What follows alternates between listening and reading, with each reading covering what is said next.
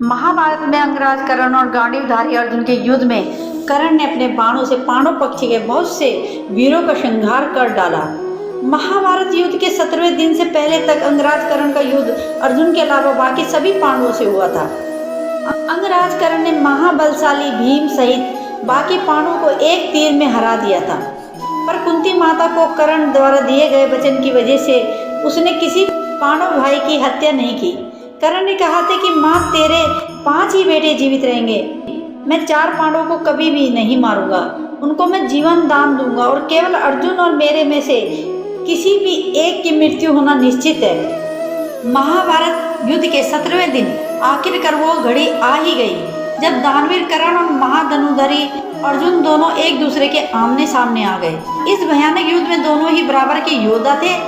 अंगराज कर्ण को उसके गुरु भगवान परशुराम द्वारा विजय नामक धनुष दिया गया था, जिसका निर्माण स्वयं विश्वकर्मा जी ने अपने हाथों से किया था। दुर्योधन के कहने पर ही पांडवों के मामा श्री शल्य कर्ण के सारथी बनने के लिए तैयार हो गए थे, क्योंकि अर्जुन के सारथी स्वयं भगवान श्री कृष्ण थे और कर्ण हर तरीके से किसी भी मामले में अर्जुन से कम न हो। इसलिए महाराज शल्य ने कर्ण का सारथी बनने का निर्णय लिया था। महाराज शल्य में वो सारे गुण थे जो एक सारथी में होते हैं। अर्जुन तथा कर्ण के बीच हो रहे इस युद्ध की यह एक विशेषता भी थी कि जब अर्जुन के द्वारा चलाए गए बाण कर्ण के रथ पर लगते थे तो अर्जुन का रथ कई गज पीछे खिसक जाता था, लेकिन जब कर्ण के बाण अर्जुन के रथ पर लगते थे तो उसका रथ केवल कुछ ही दूरी तक खिसकता था। इसकी वजह से श्री कृष्ण कर्ण की प्रशंसा भी की थी। अर्जुन को ये बात अच्छी नहीं लगती थी कि कर्ण की प्रशंसा क्यों वो कर रहे हैं। मानो मेरे तीर से तो कर्ण का रथ बहुत पीछे खिसक जाता है, तब तो आप मेरी कोई प्रशंसा नहीं करते हो, और कर्ण के तीर से थोड़ा सा रथ पीछे खिसक जाता है तो आप उस कर्ण के इतनी तारीफ करते हो। तब श्री कृष्ण ने जवाब में कहा, हे पार्थ अर्जुन, कर्ण के रथ पर केवल कर्ण और उसके सारथी महाराज शल्य बैठे हुए हैं, किंतु पार्थ अर्जुन तुम्हारे रथ पर तो स्वयं तुम और मैं और वीर साक्षात वीर बजरंगबली हनुमान भी विराजमान हैं, और देखो तब भी कर्ण ने अपने बाणों से तुम्हारे रथ को कुछ दूरी तक पीछे खिसका दिया है, तो फिर क्यों न मैं उस कर्ण की तारीफ करूं। श्री कृष्ण की बात अर्जुन की समझ आ जाती है। महाभारत के युद्ध में कर्ण ने कई बार अर्जुन के धनुष की प्रत्यक्षा काट दी थी, लेकिन हर बार अर्जुन पलक झपकते ही धनुष पर प्रत्यक्षा को चढ़ा लेते थे। यह देखकर कर्ण भी अर्जुन की प्रशंसा किया करते थे, और कर्ण अपने सारथी महाराज शल्य से कहते थे कि वह अब समझा कि क्यों अर्जुन को सर्वश्रेष्ठ धनुर्धर कहा जाता है। कर्ण और अर्जुन दोनों के बीच बहुत ही भयंकर अस्त्रों के द्वारा घमासान युद्ध चल रहा था।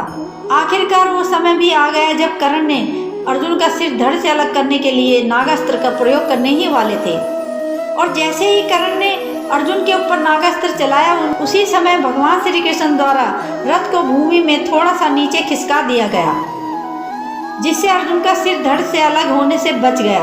इसे नागास्त्र अर्जुन के सिर के ऊपर पहने हुए उस मुकुट पर लगा, जो मुकुट को छेदता हुआ बाहर निकल गया। नागास्त्र पर उपस्थित अश्वसेन नाग ने कर्ण से कहा कि वह फिर से इस अस्त्र का दोबारा प्रयोग करे, ताकि वह इस बार अर्जुन के शरीर को बेधता हुआ चला जाए। किंतु कर्ण ने माता कुंती को वचन दिया था कि वह नागास्त्र का केवल अर्जुन के ऊपर एक ही बार प्रयोग करेंगे, और कर्ण ने ऐसा ही किया और अश्वसेन को दोबारा चलाने से मना कर दिया।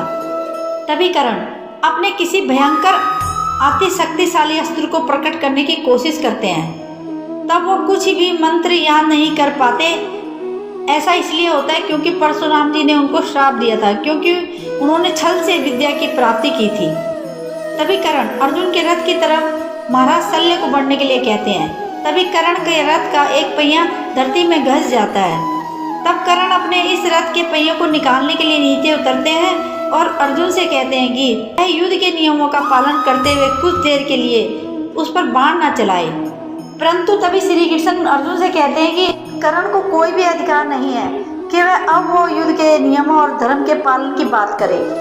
और श्री कृष्ण ये कहते हैं कि ऐसे धर्म का पाठ पढ़ाने वाले कर्ण ने स्वयं अभिमन्यु के वध के समय किसी भी युद्ध नियम और धर्म का पालन नहीं किया था। तब इसका धर्म कहाँ गया था और युद्ध का नियम। उन्होंने यह भी कहा कि तब उसका धर्म कहाँ गया था जब उसने द्रौपदी को पूरी भरी हुई राजसभा के सामने एक वेश्या भी कहा था। इसलिए ए पार्थ अर्जुन, अब कर्ण को कोई भी अधिकार नहीं कि वह किसी भी धर्म या युद्ध नियम की बात करे। और श्री कृष्ण ने अर्जुन से कहा कि अभी कर्ण असहाय है, इसलिए वह उसका अभी वध करे। और श्री कृष्ण कहते कि हे पार्थ अर्जुन, यदि तुमने इस निर्णायक मोड़ पर अभी कर्ण को नहीं मारा तो सभी पांडव मिलकर भी कर्ण को कभी भी नहीं मार पाओगे और यह युद्ध कभी भी नहीं जीता जा सकेगा। तब अर्जुन ने एक अंजनी अस्त्र का प्रयोग किया और अंजराज कर्ण का सिर धड़ से अलग कर दिया। तभी कर्ण के शरीर के जमीन पर गिरने के बाद एक ज्योति कर्ण के शरीर से निकली और सूर्य भगवान में समाहित हो गई। उसके बाद महाराज शल्य कौरव सेना के सेनापति बने, किंतु युद्ध में आधे दिन तक भी नहीं टिक सके। दोपहर होने तक महाराज युधिष्ठिर ने उन्हें भी मृत्यु लोक पहुंचा दिया।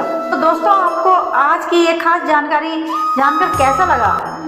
आप अगर हमारे चैनल पर नए हो तो हमारे चैनल को सब्सक्राइब जरूर करें और वीडियो को लाइक करें और ज़्यादा से ज़्यादा शेयर करें और बेल आइकन को दबाना ना भूलें, ताकि आने वाली हर वीडियो का नोटिफिकेशन आपको सबसे पहले मिल सके।